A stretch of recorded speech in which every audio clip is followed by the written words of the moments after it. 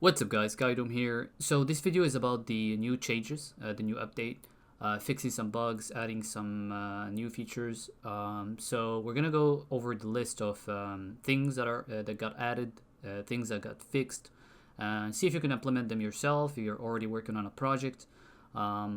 If you have any issues, feel free to comment below or leave a message on Discord. You can also message me directly on Discord if you want. So the last time we've done a video like this, it was 1.1, and this is 1.2.3. So this should have been normally 1.2, but of course, as I was done with 1.2, some new changes were made, and so of course it made it to 1.23.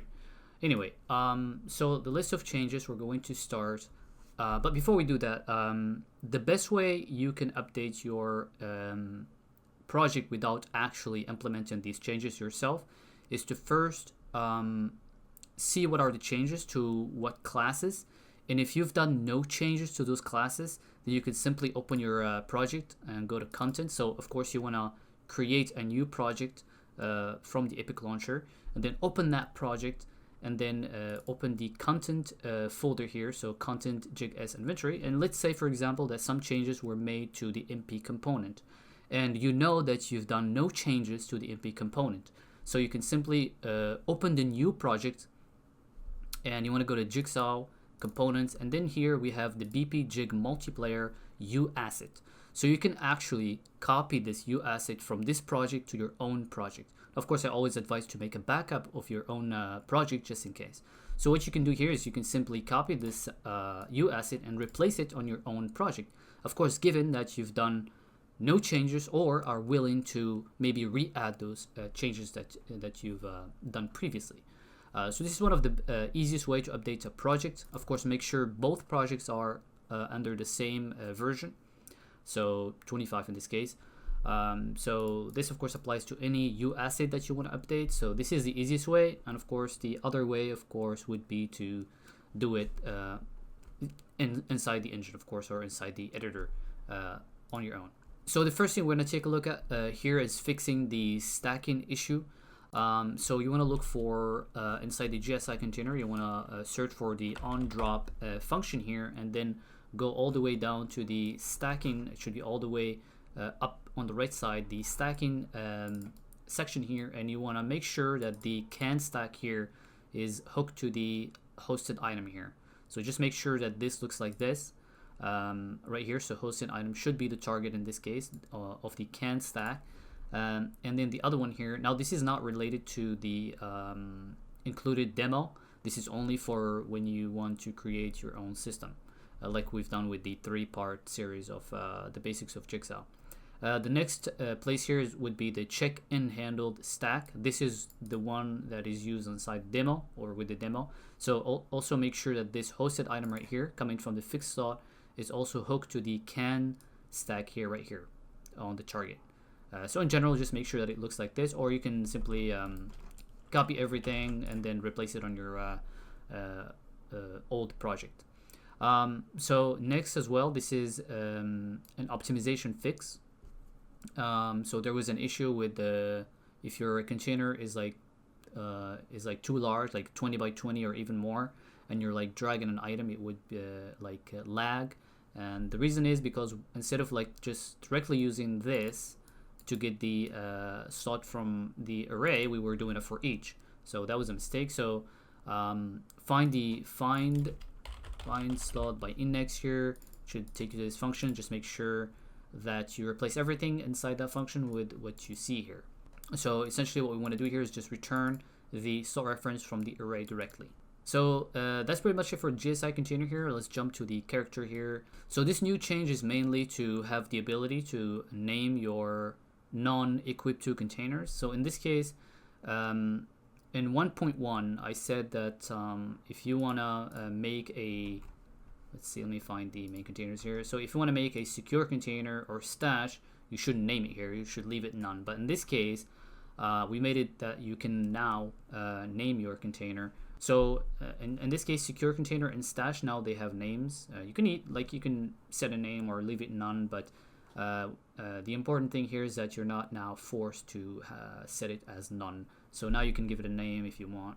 And of course, to achieve this, we have to open this function right here. So the on main container item added, and here on this sequence right here, add this sequence, and then make sure that you do this check, and then if it's true, then we call this jig mp on main container item removed.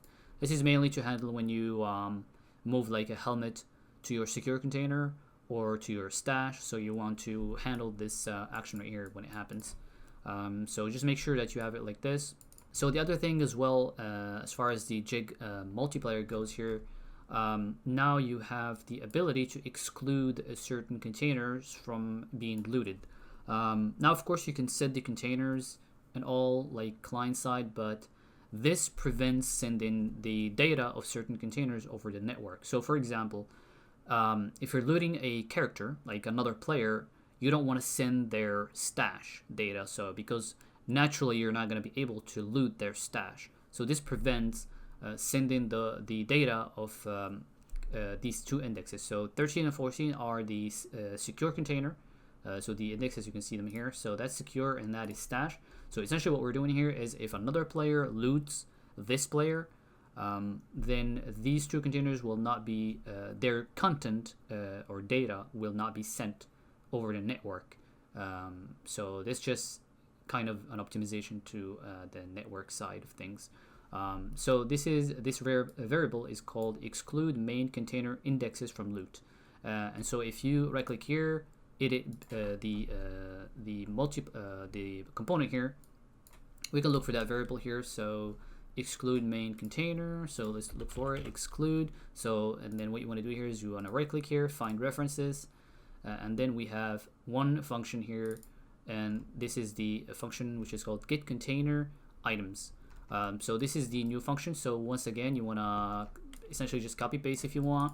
So once again, when you copy paste, you might not have certain functions. So once again, just double click here and also copy or create the function.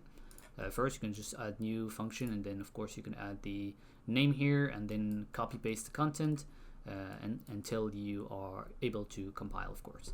So the other fix as well is the get container name here. So if you just look for get container name inside the BP jig multiplayer, you're gonna have this function right here. So if you right click here, find references, and I think we fixed it here inside the handle same container move to index.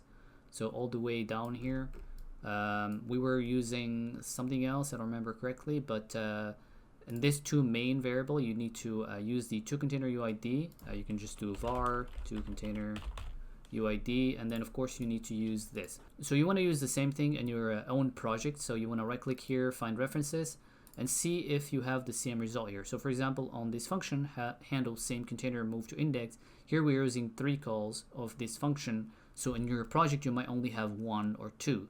So in this case you want to double click here and check where this is called and replace it in your own project.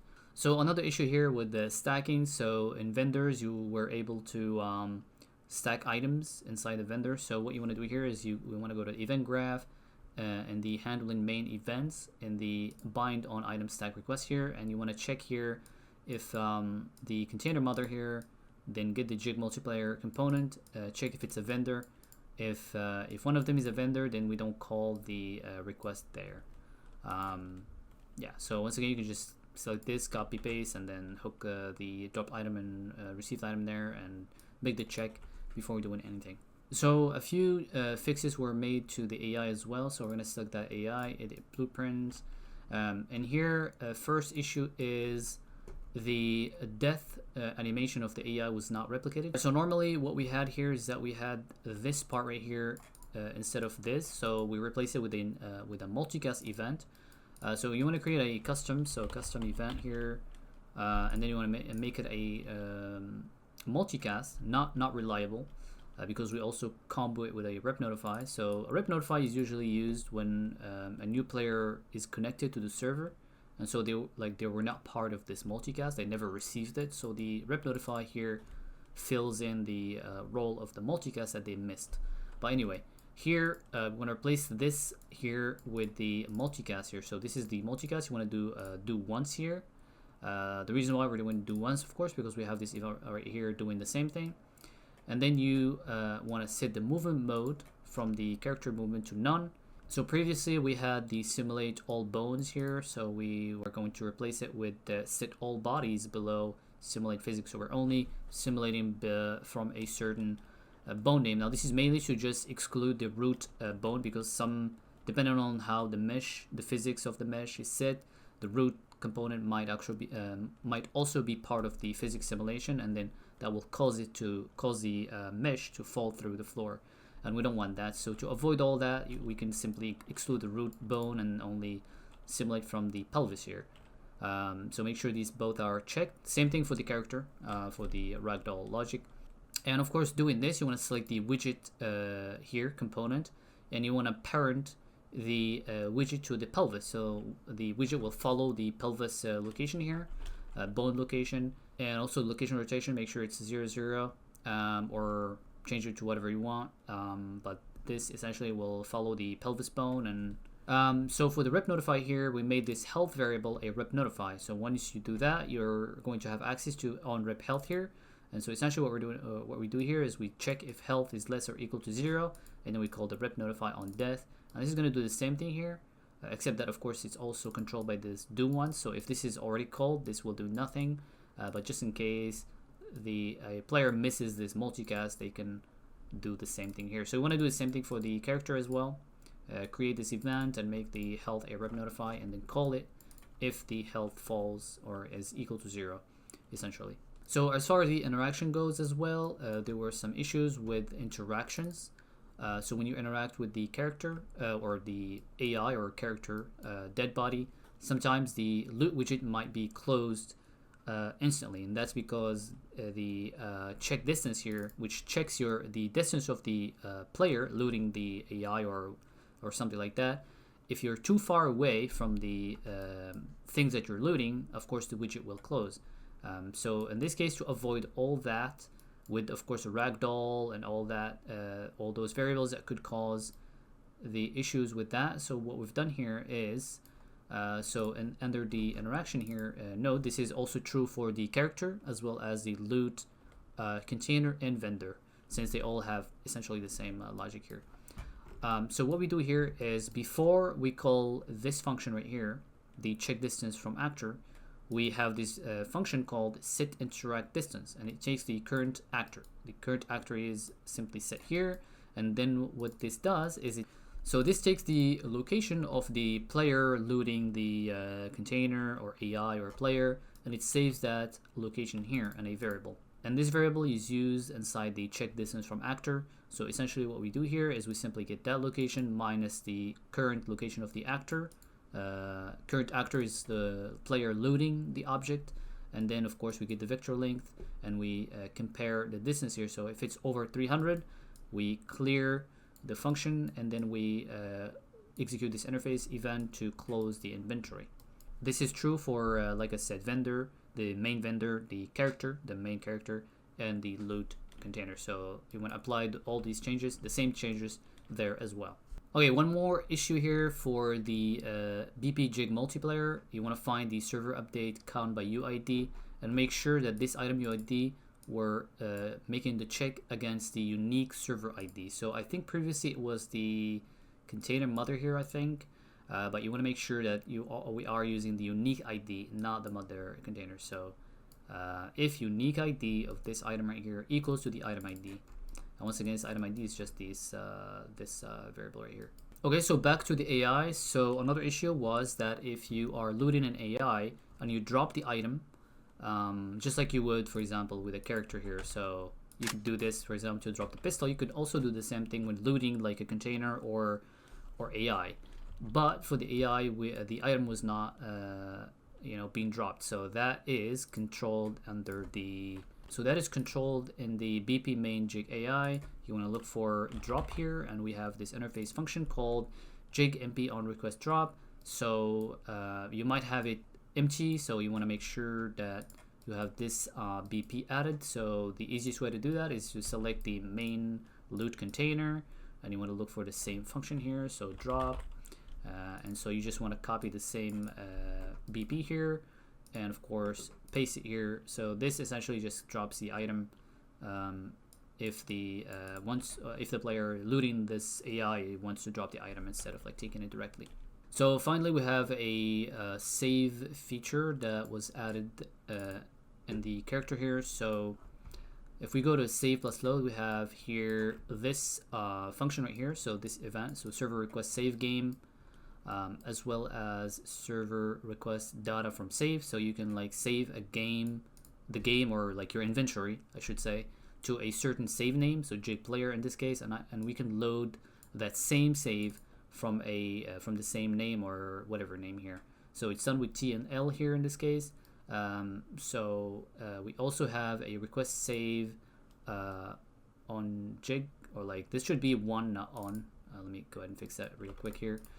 So this is one jig container. So what it does here is it saves one container.